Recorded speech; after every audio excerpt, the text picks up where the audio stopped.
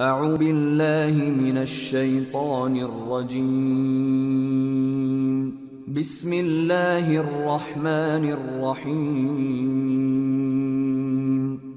قال آدم أنبئهم بأسمائهم فلما أنبأهم بأسمائهم قال ألم أقل